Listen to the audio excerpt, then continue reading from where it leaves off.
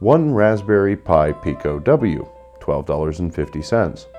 One tiny OLED screen, $2.40. 3 colorful buttons, 50 cents each. A 4-channel relay module, $8. So what did I just buy for less than $25? I bought a smart thermostat. Of course, you know that from the video title, but you're probably wondering why the title says 40. Well, I'll explain. I'm going to show you how to make this smart thermostat, but there's an upgrade that I'll be doing that I won't be showing in this video. I want to benchmark this device using the Pico's onboard temperature sensor and compare the results with another nearby sensor. Afterward, I'll be adding a DHT22 sensor for more accurate readings and humidity. I'll update the code on the repo when that happens, and the wiring only requires 3 pins, so I'll also include that in the instructions on the repo as well. The DHT22 can run between $10 and $12, and there's a few dollars left over to sort out a case of some kind. I laser cut a little wooden case for mine that isn't the most appealing to some, but I do like seeing all the bits and showing off the Pico. I would make the plans for this case available, but honestly it was awful, and I won't do that to you. If I come up with a better design for laser cutting, I'll make it available, but really this is the sort of thing you might want to 3D print if you can. I might go ahead and make some STL files for that at some point, but I don't have a functioning 3D printer at the moment. So to wire this up, keep in mind that you'll need several wires for the 5-volt bus. I'm using my trusty Freenova Breakout board here because I think it makes it easier to see what I'm doing, but when I finally put the Pico where it belongs, I'll remove the Breakout board and make a split wire for that pin. You'll connect the 5-volt and ground for the OLED display and connect the data and clock pins to GPIO pins 8 and 9 respectively. The buttons will be supplied by the 3-volt pin, and if you're using the code I'll provide shortly, you'll run them to pins 2, 3, and 4 for up, select, and down. You'll run 5-volt to the VCC pin or pins on the relay module or modules, making sure the jumper is in place for the optical isolation circuits.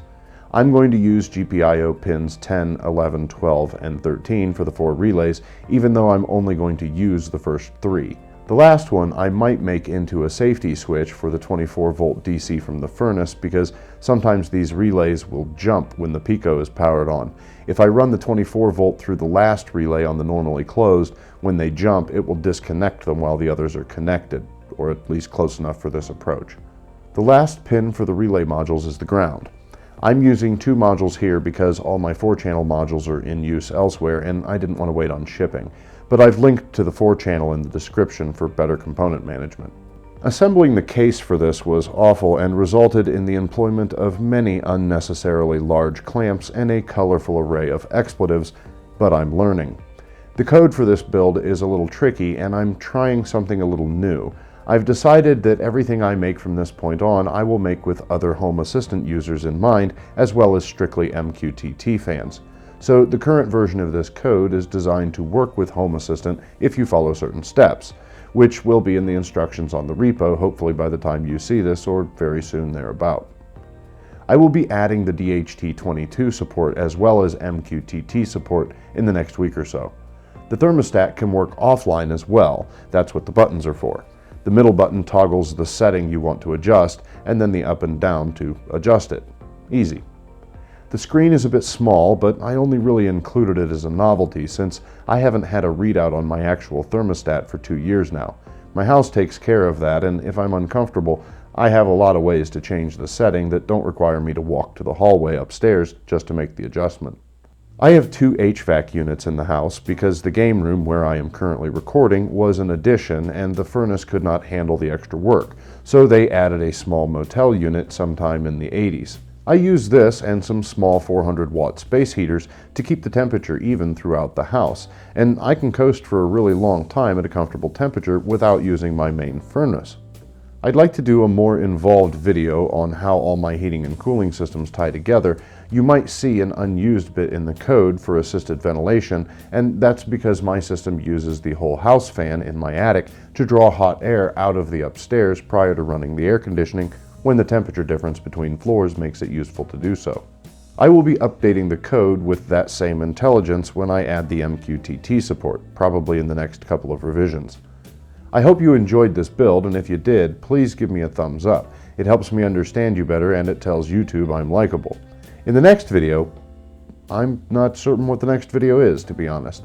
I have been juggling a few things, and I promised an RGB lighting video, but then I got distracted, and really I'm not thrilled with the results of the LEDs I have, so I may need to order more before I do that build.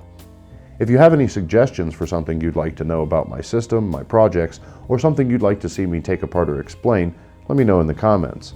There are two things I'm definitely looking at coming up: a deep dive into protocols and setting up a test system with a separate network and Home Assistant installation to put on the beta channel. I'd like to help contribute in some way to their work, so if making data available will do that, then that's what I'm going to do. Anyway, whichever video I do next, I hope you'll be there. If you've come this far and haven't done so, maybe subscribe to see more of this kind of thing. I really appreciate every viewer and view. I'm excited for what might be possible in the next coming months. Thanks for listening to me ramble, and I do hope you'll join me for future videos as I continue building smarter circuits.